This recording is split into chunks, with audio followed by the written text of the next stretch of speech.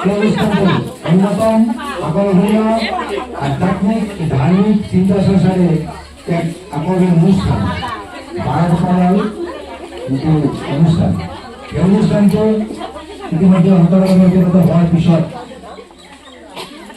আজি প্রয়াত তুলন ডেকাৰ বাহাগ্যত যোৱা বুলি হোৱা কথা আছিলে নিয়তি সহ্য নকৰিলে আমাৰ মাজৰ পৰা এই উৎসৱৰ কিছুদিন আগতে তেখেতক লৈ গ'ল। যা হওক আজি তেখেতক আমি স্মৰণ কৰিছোঁ। তেখেতৰ যিটো মনৰ আশা এইবিলাক আমি আশা কৰিব লৈছোঁ। ভগৱানে কাৰ্যনী চলাই আমাক নিশ্চয় সহায় কৰিব। সভাপতি শ্ৰী ভূষণ দাসক মই আহ্বান কৰিছোঁ।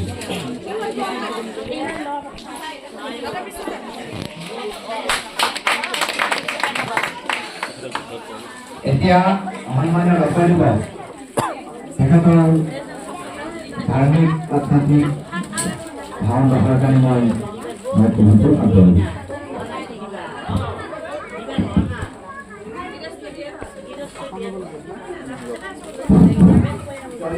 মই সমূহ ধৰ্মকণ ৰাইজক ভোগালী বিহুৰ শুভেচ্ছা জনাইছোঁ।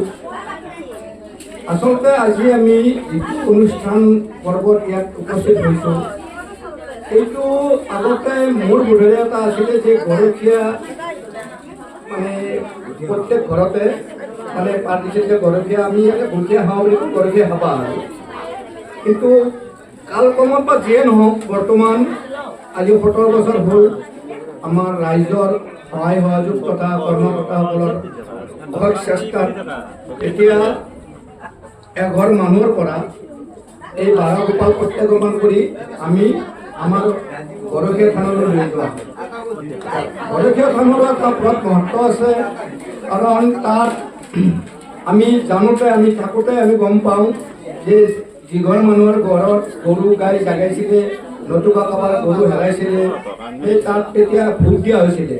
আমি দৌৰি দৌৰি গৈ ভোগ খাব গৈছিলোঁ। এতিয়া এটা অৱশ্যে কথা এটা হৈছে যে গাই গৰু নোহোৱা হ'ল প্ৰায় মানুহৰ ঘৰত। গতিকে এই উৎসৱটো ভগৱানৰ এটা নিশ্চয় এটা হেৰি আছে যে কালক্ৰমত আহিলে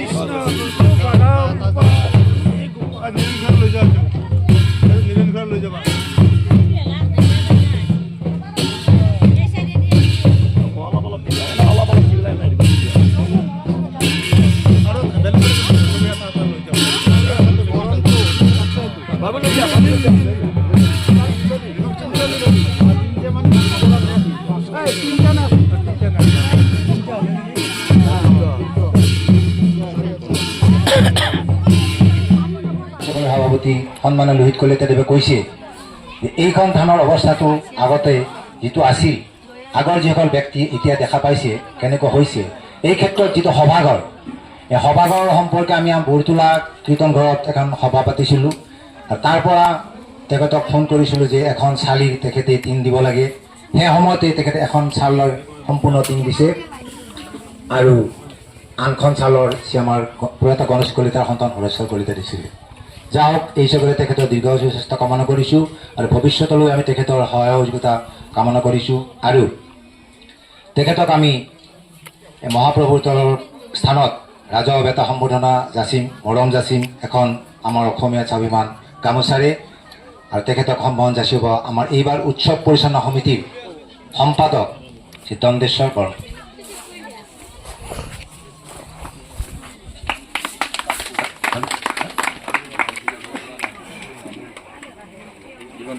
এয়া আমাৰ দিগন্ত চৌধুৰী, ক্ষমা কৰিব, যিসকল যি দায়িত্ব অৰ্পণ কৰিছোঁ তেখেতৰ দিগন্ত চৌধুৰী বিশিষ্ট ব্যৱসায়ী।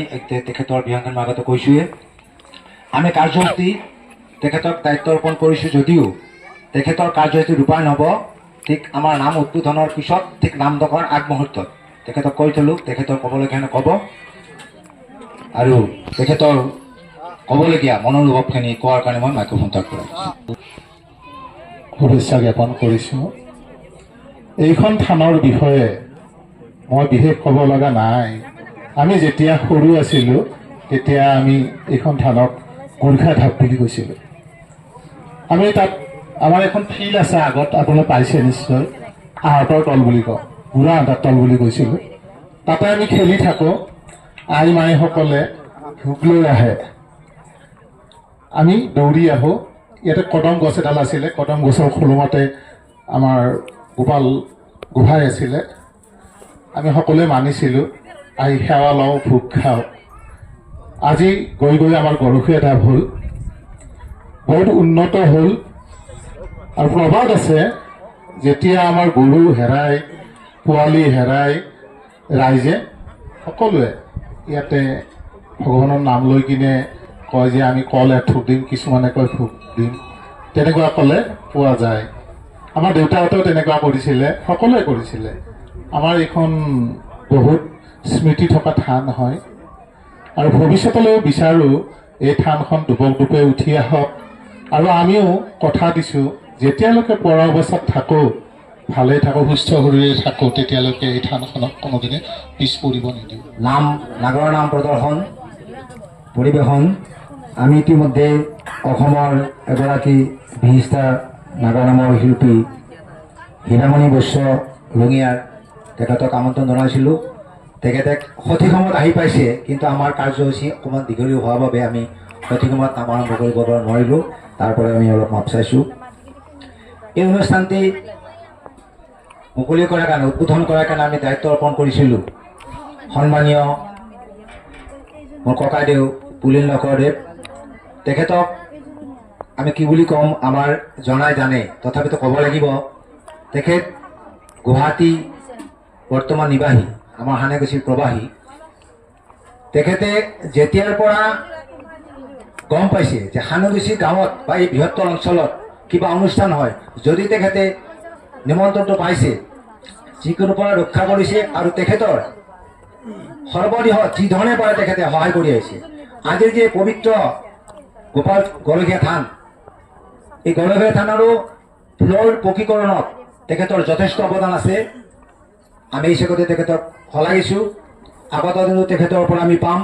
এই বৃহত্তৰ অঞ্চলত তেখেতে অসম চৰকাৰৰ বিশেষ দায়িত্বত থকাৰ পিছতো প্ৰতি মুহূৰ্তত আমাৰ মাজত যি অনুষ্ঠানত বিচাৰিছোঁ আমি পাই আহিছোঁ।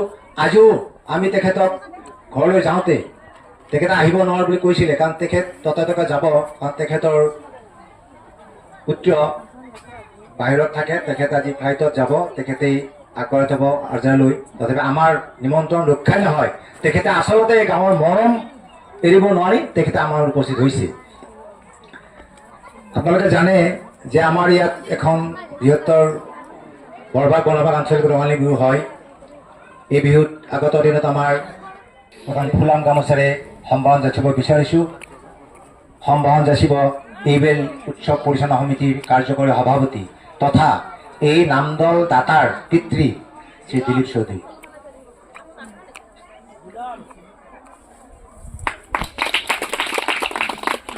এতিয়া মই সন্মানীয় লহকৰদেৱক তেখেতৰ উদ্বোধনী ভাষণ ৰখাৰ কাৰণে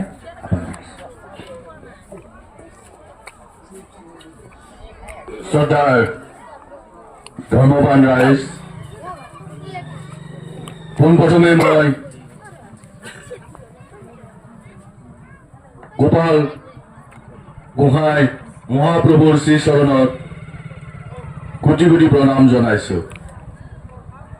ধৰ্মৱান ৰাইজ, ইয়াত উপস্থিত মোৰ জ্যেষ্ঠসকল, মোৰ কনিষ্ঠসকল, আই মাতৃসকল, সকলোকে মই এই পবিত্ৰ ধৰ্মীয় উৎসৱত ধৰ্মীয় অভিনন্দন জ্ঞাপন কৰিছোঁ।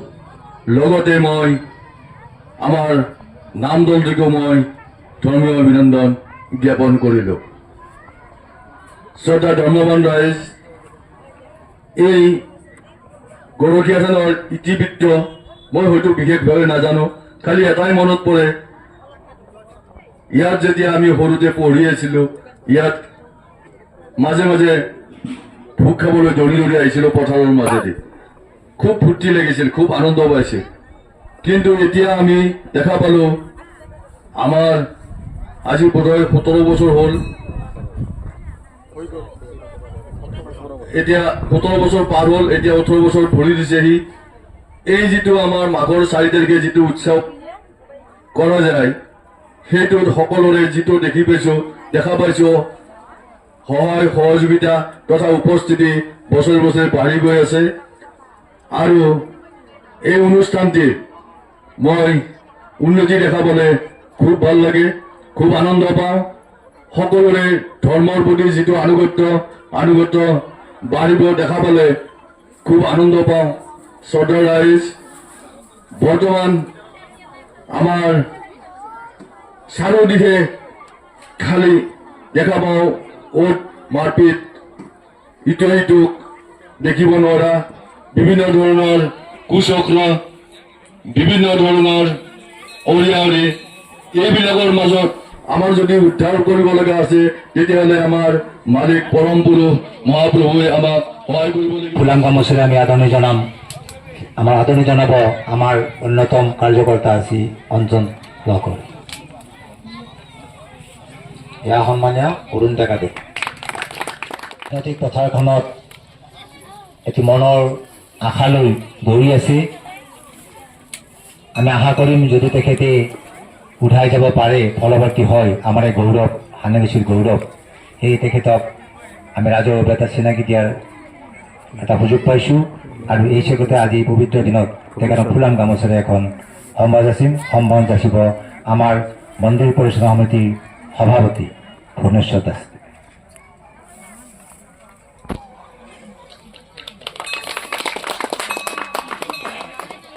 নিশ্চয় ভক্তভন ৰাইজ অলপ সন্তুষ্ট হৈছে। আমাৰ বিভিন্ন ধৰণৰ সম্বৰ্ধনা কাৰ্যসূচী চলি থাকিব। এতিয়া আমি সাময়িকভাৱে এই সম্বৰ্ধনাটো সামৰণি মাৰিছোঁ। কিন্তু আমাৰ অন্যতম এটা কাৰ্য হৈছে আজৰ সভালৈ এখন ফুলাম গামোচাৰে আৰু আদৰণি জনাব আমাৰ এই অনুষ্ঠান অৰ্থাৎ নাম সংঘ বা নাম পাৰ্টিবিলাকৰ লগত জড়িত হৈ থকা আমাৰ এই ভতিজা, আমাৰ গাঁৱৰ এজন দক্ষ কৰ্মী শ্ৰী ৰাজীৱ দাসে। ৰাজীৱ দাসে আজিৰ পাঠিকা হিৰমণি বৈশ্যক আদৰণি জনাইছে।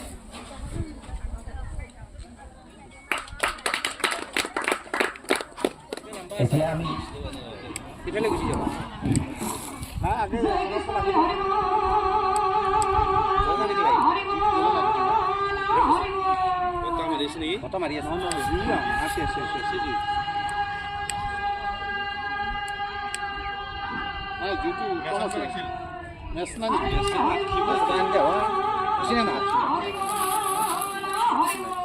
কামনা কৰিছোঁ। তেখেতসকলৰ পৰিয়ালে এই স্থান ইয়াত স্থাপন কৰিছিল আৰু তেখেতসকলৰ এতিয়া পৰিয়াল অসমত সকলোৱে জানে ভাগ ভাগ হৈ যায়, হয়তো তেখেতসকলৰ পৰিয়ালৰ পৰা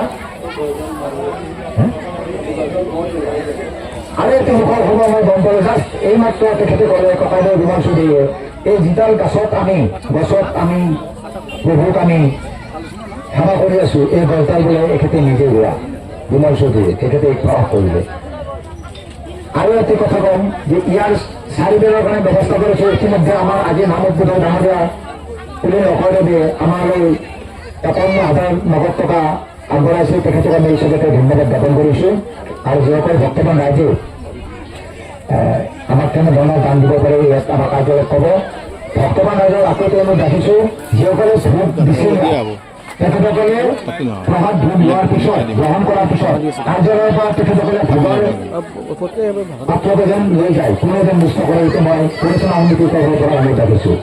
শ্ৰদ্ধা ধৰ্মবান ৰাইজ, এই যিটো নাম গালে, এই নামটো দাতা ডাক্তৰ দেৱজ্যোতি চৌধুৰী ভতিজা, মই তেওঁক চিনাকি কৰি দিছোঁ। এয়া দেৱজ্যোতি চৌধুৰী আমাৰ হানেগেচি গাঁৱৰ বৰ্তমান নলবাৰী চিকিৎসা মহাবিদ্যালয়ত কৰ্মৰত। যিসকলে চিনি নাপায়, এয়া আমাৰ গাঁৱৰ ল'ৰা দেৱজ্যোতি চৌধুৰী। তেখেতে নামটো দান দিছে আৰু তেখেতক চিনাকি কৰিছোঁ। তেখেতৰ সুযোগ্য পুত্ৰী দিলীপ চৌধুৰীক আমি এই দাতা হ'ল মানে সম্ভাষণ যাচিম। তাৰ আগতে মই এই ভূমিদাতা বিমল চৌধুৰীদেৱক মানে গোটেই পৰিয়ালৰ হৈ তেখেতৰ চমু ভাষণ ৰাখিব। তাৰ আগতে আমি তেখেতৰ পৰিয়ালক কিছুমান ফুলন গামোচাৰে সম্ভাষণ যাচিম। প্ৰথম বিমল চৌধুৰীদেৱক সম্ভাষণ যাচিব আমাৰ থান পৰিচালনা সমিতিৰ সভাপতি ভাতৃপতি ভুৱনেশ্বৰত আছে।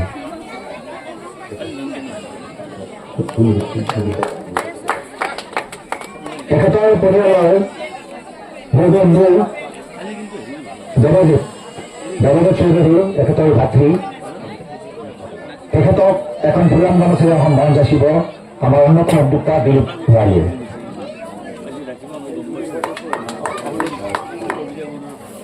আমি এখন মানপত্ৰ যুগুতাই আনিছো। মানপত্ৰখন আমাৰ এই উৎসৱৰ আপোনালোকে জানে আমাৰ হানেবেছিত যিবিলাক উৎসৱ হয় বা অনুষ্ঠান হৈ থাকে তাত এজন বিজে ল'ৰাই বেলেগ ধৰণৰ মানে অলপ খলকনি তুলি থাকে। গতিকে সেইজন ল'ৰা মানে দিব্যজ্যোতি চৌধুৰী সিমান বুলি জানো। তেখেতক মই এইখন দিয়াৰ আগতে প্ৰেৰণ কৰাৰ আগতে মই পাঠ কৰা যেন অনুৰোধ কৰিছোঁ আৰু পাঠটো কৰাৰ পিছত আমাৰ শ্ৰী বীৰেন লেখৰে এইখন তেখেতলৈ প্ৰেৰণ কৰিব। সদাজন ধৰ্মপ্ৰাণ ৰাইজ,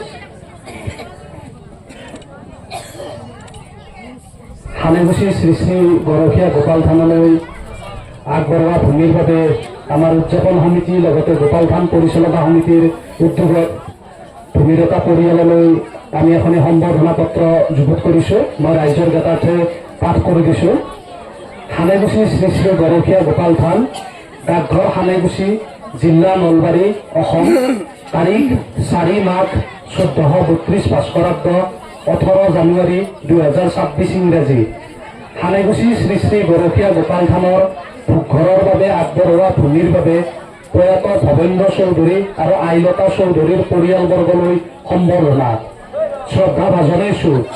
ঐতিহ্যমণ্ডিত হানেগুচি শ্ৰী শ্ৰী গৰখীয়া গোপাল থান অৱস্থিত ভূমিভাগ আগবঢ়োৱা মহান দাতা পৰিয়ালৰ এটি অংশ হ'ল প্ৰয়াত ভৱেন্দ্ৰ চৌধুৰী আৰু আইলতা চৌধুৰীৰ পৰিয়ালবৰ্গ। হানেগুচি শ্ৰী শ্ৰী গৰখীয়া গোপাল থানৰ ঘৰৰ বাবে প্ৰয়োজনীয় ভূমি প্ৰয়াত ভৱেন্দ্ৰ চৌধুৰী আৰু আইলতা চৌধুৰীৰ পবিত্ৰ স্মৃতিত দান কৰি আপোনালোকে সমাজত যি মহানতাৰ পৰিচয় দাঙি ধৰিলে তাৰ বাবে হানেগুচি গাঁওবাসী আপোনালোকৰ ওচৰত চিৰকৃতজ্ঞ হৈ ৰ'ব। আপোনালোকৰ এই কাৰ্য ভৱিষ্যত প্ৰজন্মৰ বাবে পাথেয় হ'ব।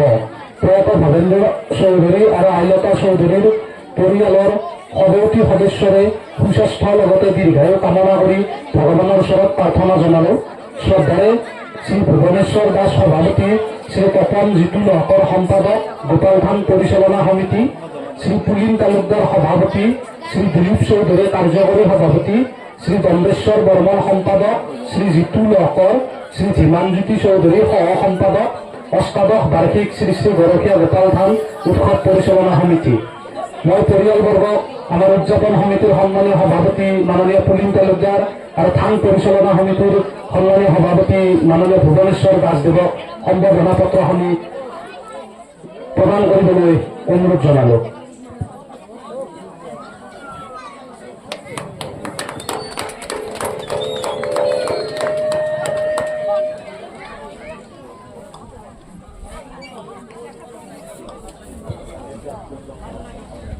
এতিয়া ভূমিদাতা পৰিয়ালৰ হৈ মাননীয় বিমল কুমাৰ চৌধুৰীদেৱক দুআষাৰ কোৱাৰ বাবে অনুৰোধ জনাইছোঁ।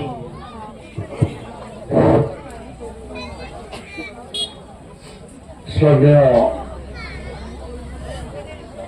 শ্ৰী শ্ৰী গোপাল থান পুণ্যস্থলীত উপস্থিত হোৱা সমূহ বৰ্তমান ৰাইজ, আজি 2-3 বছৰ আগৰ পৰাই মই এই পৰিচালনা সমিতিৰ উদ্যোক্তাসকলে কথাটো কৈ আছিলে যে আমাৰ থানখনৰ কাৰণে অলপ মাটিৰ দৰকাৰ হৈছে, আপুনি পাৰিব নেকি? মই কৈছিলোঁ মাটিখিনিতো অকল হেৰি নহয়, আমাৰ পৰিয়ালৰ লগত মই আলোচনা কৰি মই আমাৰ ভাইটি দেৱজিতৰ লগত আলোচনা কৰিলোঁ।